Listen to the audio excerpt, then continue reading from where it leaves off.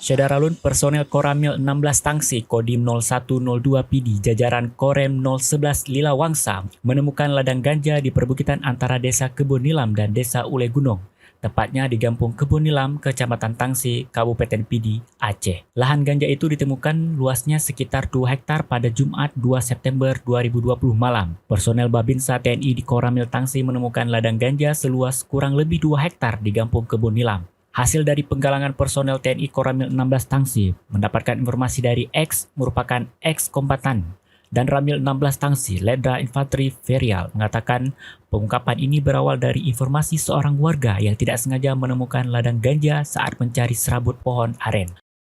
Menuju ke lokasi ladang ganja, personel TNI berjalan kaki dengan menelusuri perbukitan serta jurang terjal di tepian sungai menempuh waktu sekitar 1 jam lamanya.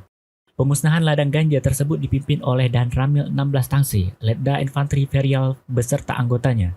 Dandim Letkol Infanteri Abdul Jamal Husin mengatakan ditemukan sekitar 30.000 batang ganja yang diperkirakan sudah berusia sekitar 5 bulan dengan ketinggian batang sekitar 2 meter dan siap panen. Mendapat informasi melalui Batituur dan masyarakat bahwa ada ladang ganja di perbukitan Desa Kebun Nilam.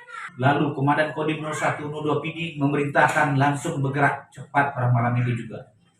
Setelah sampai di lokasi, benar adanya ladang ganja yang tersebut. Pada besok paginya jam 8.00 memusnahkan lahan ganja tersebut.